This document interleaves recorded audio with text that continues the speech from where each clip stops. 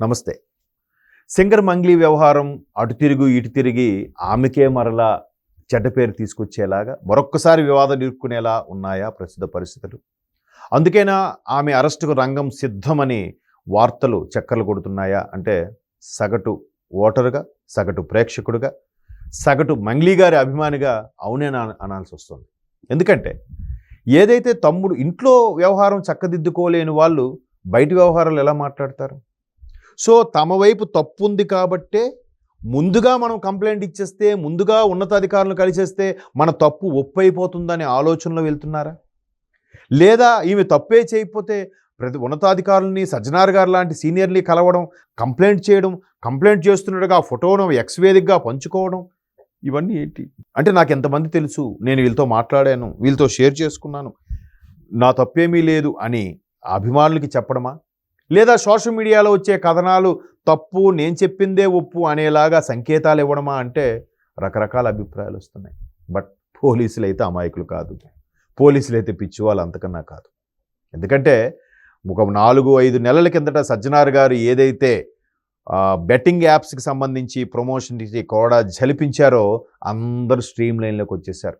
ఈ నేపథ్యంలో సదరు యాంకర్ ఒక విష్ణుప్రియ అనే ఒక ఆవిడ ఆ ఇన్కమ్ సోర్స్ తగ్గిపోయింది కాబట్టి nude photos, of nude photos ఏవో పెడుతూ ఆమె పైసలు కమాయించుకుంటున్నారనే వార్తలు కూడా నిన్న మొన్న చూసాం. మరి అది ఎంతవరకు వాస్తవం మనకు తెలియదు. కానీ అయితే సబ్స్క్రైబర్స్ పెరిగారు, ఆమె ఇన్కమ్ పెరిగిందని అంటే మరి ఆ ఇన్కమ్ సోర్స్ పడిపోయింది కాబట్టి ఇలా పక్కదో పట్టారు కాబట్టి అనుకోవాలా?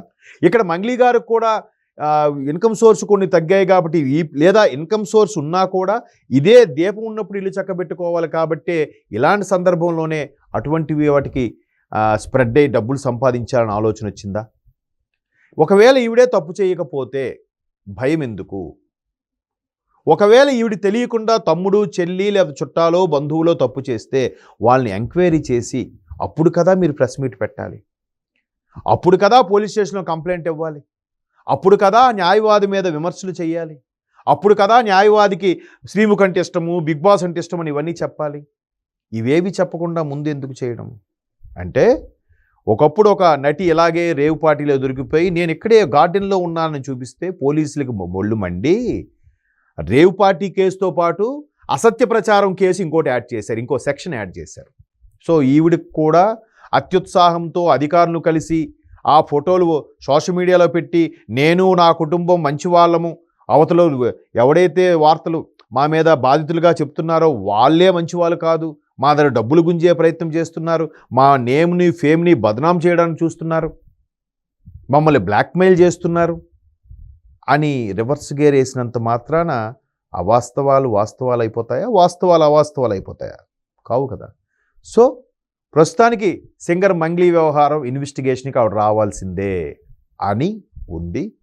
మేబీ ఇన్వెస్టిగేషన్కి వెళ్తే అరెస్ట్ అవుతారా, లేదా ఆవిడ తాలూకు వాళ్ళు అరెస్ట్ అవుతారా, లేదా బాధితులే ఇప్పుడు బాధితులుగా క్రియేట్ చేసి ఆ లాయర్ కానీ ముందుకొస్తే ఆ సిగపోగు సుబ్బన్న ఎవరో సంథింగ్ లాయరు ఎంతమంది ఎంత ఆర్టిస్టులతో మ్యానిపులేట్ చేయగలరా?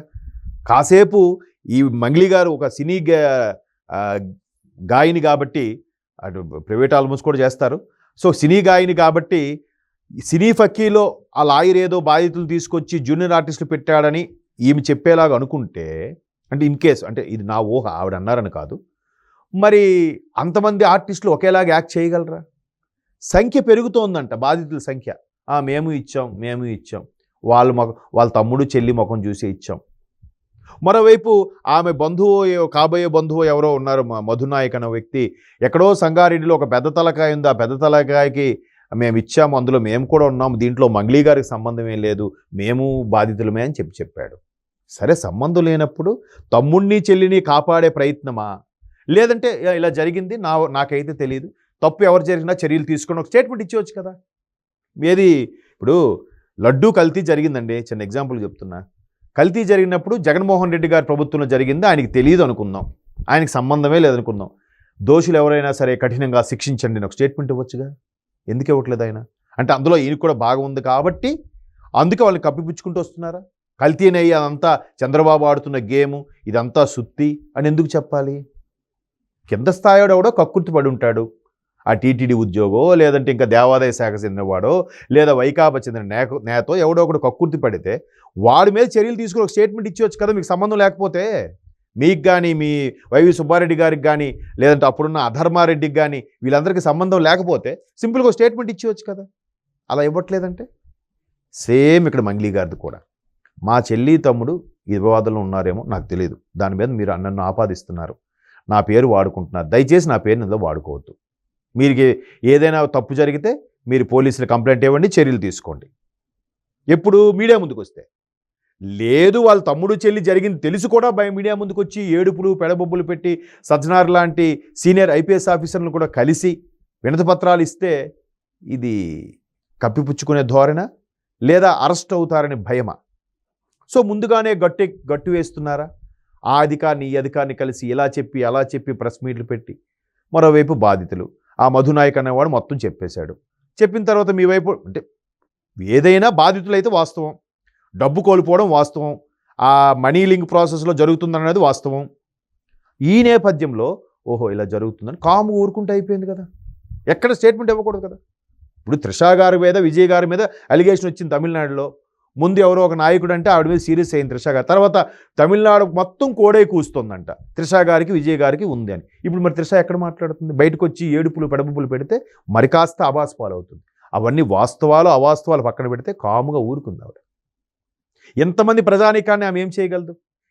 తమిళనాడు ప్రేక్షకులందరూ ఏం చేయలేదు కదా. అలాగే ఇక్కడ కూడా ఎంత జరిగినప్పుడు ఎవరిని నెటిజన్స్ని కానీ సోషల్ మీడియాలో ఉండే ఇన్ఫ్లుయెన్స్గా వీళ్ళందరినీ ఏం మాట్లాడగలదు, ఏం చెప్పగలదు? నిజం దాగదు, ఎప్పటికైనా బయటకు వస్తుంది.